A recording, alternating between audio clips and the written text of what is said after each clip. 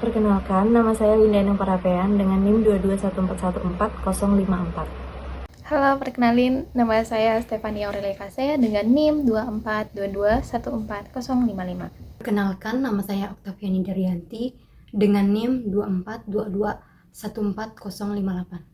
Perkenalkan, nama saya Katarina Juliana Pinkan dengan NIM 2491144085. Perkenalkan, nama saya Gabrieli Tanaya dengan NIM 2911418. Nama saya Rafaela Natali Damaria Pasaribu dengan NIM 249114209. Kisah dimulai pada pertengahan tahun 1996 di Jakarta. Situasi politik Indonesia saat itu sedang memanas karena adanya peristiwa Kuda Tuli yang meledak, di mana pemerintah Orde Baru itu memburu para aktivis yang dianggap sebagai dalang kerusuhan pada peristiwa Kuda Tuli, termasuk para anggota Partai Rakyat Demokratik atau PRD. Lalu ada seorang penyair rakyat asal Solo, yaitu Wiji Tukul, yang sajak-sajaknya itu dikenal tajam dan mampu membakar semangat perlawanan kaum buruh. Wiji Tukul ini menjadi salah satu target utamanya. Di tengah kejaran aparat, Tukul terpaksa meninggalkan istri dan kedua anaknya untuk menyelamatkan diri. Tukul melarikan diri ke Pontianak, Kalimantan Barat. Di sana ia disembunyikan oleh teman-temannya di sebuah rumah sederhana dan kecil. Identitasnya itu disamarkan, jadi Tukul tidak lagi dikenal sebagai penyair yang sangar, melainkan hanya seorang pendatang biasa. Tukul menghabiskan waktu dengan berpindah-pindah tempat tinggal. Di Pontianak, Tukul juga harus menahan diri untuk tidak menulis atau bersuara lantang. Namun karena darah senimannya itu tetap mengalir, dia sesekali membuat puisi secara sembunyi-sembunyi. Karena baginya itu menulis adalah cara yang paling sehat untuk tetap merasa hidup. Tukul menggunakan nama samaran, mengubah identitas, dan berusaha membaur dengan warga sekitar agar tidak memancing kecurigaan intelijen. Sementara itu di Solo, kehidupan istri Tukul, yaitu Sipon, itu di bawah pengawasan ketat intelijen. Rumahnya itu kerap didatangi oleh aparat yang terus-menerus menginterogasi Sipon tentang keberadaan suaminya. Sipon juga harus menghidupi kedua anaknya sendirian di tengah tekanan ekonomi saat itu dan di tengah tekanan psikologis. Hubungan batin antara Tukul di Pontianak dan Sipon di Solo itu digambarkan lewat narasi-narasi puitis dan surat-surat yang sulit disampaikan. Baik, setelah Tukul berada di tempat persembunyian yang cukup lama, yaitu selama berbulan-bulan, akhirnya ia memutuskan untuk kembali ke Jawa dikarenakan ia merasakan kejenuhan, kesepian, bahkan kerinduan sangat mendalam dengan istrinya Sipon dan juga anak-anaknya. Oleh karena itu, ia memutuskan untuk kembali ke Jawa meskipun sebenarnya keamanannya itu cukup terancam. Dan akhirnya saat dia sampai di Jawa, ia bisa menemui istri dengan anak-anaknya dan ia bisa meredakan rasa rindu yang telah mereka pendam satu sama lain selama itu. Dan juga mereka di sini bertemu di ruangan yang sempit dan juga pengap. Tapi meski begitu, itu tidak mengganggu kenyamanan mereka saat bertemu. Dan juga dalam ruangan itu tidak ada pidato politik ataupun peki kemerdekaan, yang hanya adalah dua manusia yang saling mendekap dalam kebisuan dan kerinduan yang sangat mendalam. Dan juga di sini, Sipon sebagai istri dan pendamping Tukul itu bukan hanya sekedar pendamping, melainkan sebagai kekuatan dan juga obat untuk Tukul agar Tukul itu tidak terhanyutkan ke dalam paranoia dan juga ke dalam kegilaan situasi politik pada masa itu. Jadi di sini, Sipon itu sebagai kekuatan untuk Tukul. Dan juga bagi mereka, Sipon dan Tukul ini merasa bahwa waktu pertemuan mereka ini sebagai bentuk istirahat yang paling mereka inginkan selama ini di tengah-tengah badai politik yang mengancam kehidupan mereka berdua. Dan setelah menghabiskan waktu bersama yang cukup lama, pagi pun tiba dan akhirnya di sini Tukul harus kembali ke tempat persembunyiannya. Ia melangkahkan kaki keluar ruangan tersebut dan akhirnya ia menghilang ke dalam kabut sejarah. Lalu sejak tahun 1998, di sini akhirnya Tukul dinyatakan menghilang ya. Ia menghilang dan tidak pernah kembali ke istrinya Sipon dengan anak-anaknya. Dan juga ia dikatakan menjadi korban kegelapan rezim ya. yang takut akan kebenaran. Meskipun raganya dihilangkan dan suaranya juga dihilangkan, kata-kata Tukul itu menolak untuk mati. Di sini, kata-katanya itu menjadi sajak-sajak tetap hidup sebagai pengingat melawan ketidakadilan.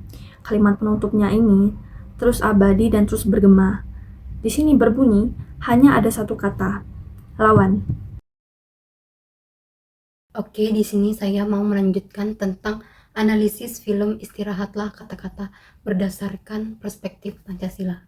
Dari film Istirahatlah Kata-Kata menggambarkan bagaimana kekuasaan pada masa Orde Baru membatasi kebebasan masyarakat. Pemerintah saat itu tidak menerima kritik sehingga banyak aktivis dan mahasiswa diawasi, ditangkap, bahkan dihilangkan. Dalam film ini, Wiji Tukul menjadi target karena puisi-puisinya mengkritik ketidakadilan dan membela rakyat kecil. Akibatnya, ia harus hidup dalam pelarian dan meninggalkan keluarganya demi keselamatan diri. Hal tersebut bertentangan dengan sila kedua Pancasila, yaitu kemanusiaan yang adil dan beradab. Setiap manusia seharusnya memiliki hak untuk hidup aman dan menyampaikan pendapat secara bebas. Namun, Wiji Tukul justru hidup dalam ketakutan, harus bersembunyi dan kehilangan kebebasannya. Ini menunjukkan bahwa nilai kemanusiaan pada masa itu belum diterapkan dengan baik. Film ini juga memperlihatkan dampak ketidakadilan terhadap keluarga Wiji Tukul. Istrinya Sipon sering mendapatkan tekanan dari aparat, sedangkan anak-anaknya kehilangan sosok ayah karena Wiji Tukul terus hidup dalam persembunyian. Hal ini menunjukkan bahwa penindasan tidak hanya berdampak pada satu orang, namun keluarga dan orang-orang Wiji Tukul, orang-orang terdekatnya juga. Selain itu, film ini menunjukkan nilai kemanusiaan melalui orang-orang yang membantu Wiji Tukul selama pelarian. Mereka tetap memberikan bantuan dan tempat tinggal walaupun harus menghadapi resiko besar. Sikap tersebut mencerminkan solidaritas dan kepedulian terhadap sesama. Film ini juga berkaitan dengan sila keempat dan sila kelima. Kebebasan rakyat untuk menyampaikan pendapat dibatasi sehingga demokrasi tidak berjalan dengan baik. Selain itu, keadilan sosial belum dirasakan secara merata karena kekuasaan lebih diutamakan dibanding kepentingan rakyat kecil. Jadi analisis dari film ini menunjukkan bagaimana kehidupan pelarian membuat Wiji Tukul mengalami ketakutan, kesepian, dan tekanan mental.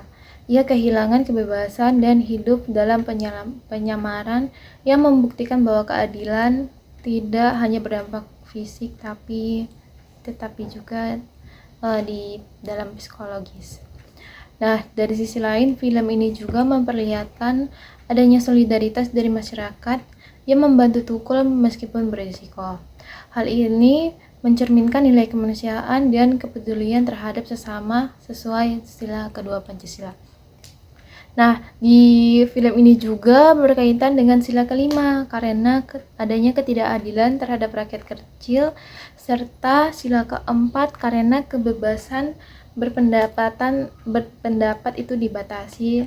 Jadi kalau dibilang secara keseluruhan, film ini tuh menjadi pengingat bahwa pentingnya menghormati hak asasi manusia, keadilan dan kebebasan berpendapat dalam kehidupan bermasyarakat dan bernegara. Film ini menunjukkan perspektif rakyat biasa yang hidup dalam ketakutan dan juga kekhawatiran, tidak hanya pada keselamatan sendiri, namun juga pada orang-orang yang mereka kasihi. Namun tidak hanya itu, namun mereka juga mengalami rasa kesulitan dalam aspek ekonomis maupun psikologis dalam kehidupan sehari-harinya mereka. Dari rakyat biasa disinilah muncul berbagai orang yang menentang keras terhadap penindasan yang terjadi, baik dalam aksi demonstrasi ataupun dalam bentuk literasi seperti membuat buku, lukisan, ataupun puisi. Salah satunya yaitu Wiji Tukul. Namun seringkali hal ini mengakibatkan pada pertumpahan darah dan penghilangan orang secara paksa yang meninggalkan luka yang mendalam pada keluarganya hingga sekarang. Film ini memberikan gambaran yang lebih realistis terhadap keseharian seseorang yang yang menjadi rakyat biasa dan juga seorang pejuang yang tidak memakai senjata namun menggunakan pulpen dan kertas.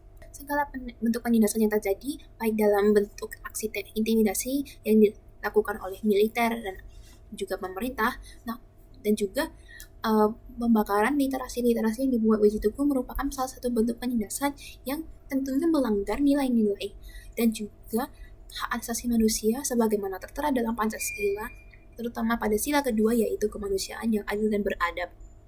Pancasila itu sendiri berlandaskan pada nilai-nilai dan budaya yang telah tertanam dalam masyarakat sejak dulu. Maka masyarakat bisa dibilang sebagai fondasi utama terbentuknya dasar negara kita, sehingga mereka adalah aspek penting dalam kesuksesan dan kesejahteraan negara. Maka dari itu sangat penting bagi masyarakat untuk saling menjaga, menghormati, dan menghargai.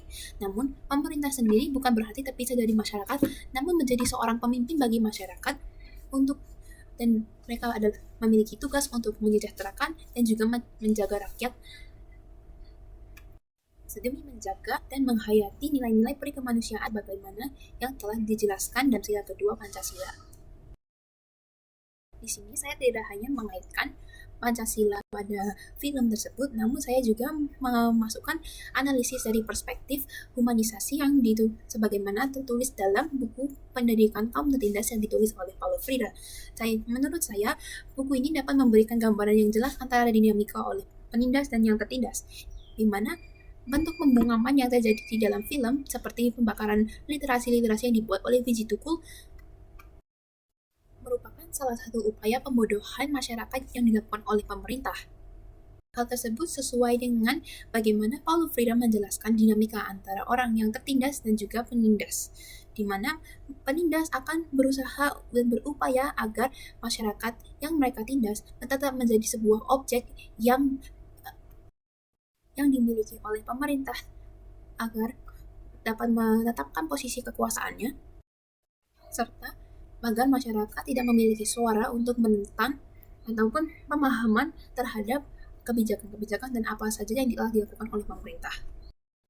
Akibatnya, siklus yang terjadi antara tertindas dan yang penindas akan menjadi suatu siklus jika tidak bisa dilepaskan dan dihancurkan. Maka dari itu, pendidikan menjadi salah satu alat utama dalam membebaskan orang-orang tertindas yang memberikan mereka bahasa dan juga suara untuk memahami dan mengkritik dunia mereka. Dan mereka akan menyadari bahwa dunia mereka adalah sesuatu yang sedang mengalami proses transformasi.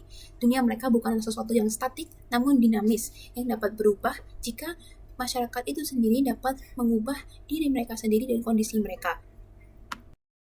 Hal tersebut menjadi suatu bentuk yang memungkinkan masyarakat yang tertindas untuk membentuk suatu dialog dengan penindas. Hal ini dapat tidak hanya menghancurkan penindasan, namun juga memanusiakan tidak hanya orang-orang yang tertindas, namun juga penindas itu sendiri. Inilah menjadi inti utama dari Paulo Freire yang membahas tentang kemanusiaan, yaitu fokus pada memanusiakan manusia, sehingga mereka menjadi subjek yang aktif dalam mengubah dunia, tidak hanya menjadi seseorang yang pasif dan menerima pendidikan tanpa mengkritisinya, tanpa membuat suatu dialog. Dan di sini pendidikan menjadi alat utama untuk membentuk suatu pemikiran yang kritis. Dan hanya melalui pendidikan, mereka dapat membebaskan diri sendiri dan juga orang-orang di sekitar mereka dari penindasan tersebut. Analisis film melalui perspektif Pancasila yang berikutnya bisa kita lihat dalam sila pertama, yaitu ketuhanan yang Maha Esa. Film ini dapat dilihat melalui sisi moral dan hati nurani manusia. Wiji Tukul tetap mempertahankan keyakinannya terhadap kebenaran dan keadilan meskipun berada dalam tekanan yang berat. Sikap tersebut menunjukkan bahwa manusia memiliki tanggung jawab moral terhadap sesama. Penindasan, intimidasi, dan penghilangan paksa yang terjadi dalam film tidak hanya melanggar hak asasi manusia, tetapi juga bertentangan dengan nilai-nilai ketuhanan yang mengajarkan kasih sayang, kejujuran, dan penghormatan terhadap kehidupan manusia. Dengan kata lain, kekuasaan yang dijalankan tanpa moralitas akan menjauh dari nilai kemanusiaan dan nilai ketuhanan itu sendiri. Selain itu, film ini juga dapat dianalisis melalui sila ketiga, yaitu Persatuan Indonesia. Pada masa Orde Baru, Masyarakat hidup dalam suasana penuh ketakutan sehingga muncul jarak antara rakyat dan negara. Ketika pemerintah membungkam kritik dan perbedaan pendapat, persatuan bangsa sebenarnya menjadi rapuh karena persatuan tidak dapat dibangun di atas rasa takut. Persatuan yang sejati seharusnya dibangun melalui rasa saling percaya, penghargaan terhadap perbedaan pendapat, dan perlindungan terhadap seluruh rakyat tanpa adanya diskriminasi. Nah, dalam film tersebut, hilangnya ruang dialog membuat hubungan antara rakyat dan penguasa menjadi tidak sehat. Hal ini menunjukkan bahwa menjaga persatuan bangsa bukan berarti membungkam kritik, melainkan menciptakan ruang yang aman bagi masyarakat untuk menyampaikan pendapat demi kebaikan bersama. Melalui film ini, kita diajak memahami pentingnya menjaga hak asasi manusia, kebebasan berpendapat, dan nilai-nilai Pancasila dalam kehidupan bermasyarakat. Film ini juga menjadi pengingat bagi generasi muda agar tidak melupakan sejarah dan berusaha mencegah terulangnya pelanggaran kemanusiaan di masa depan.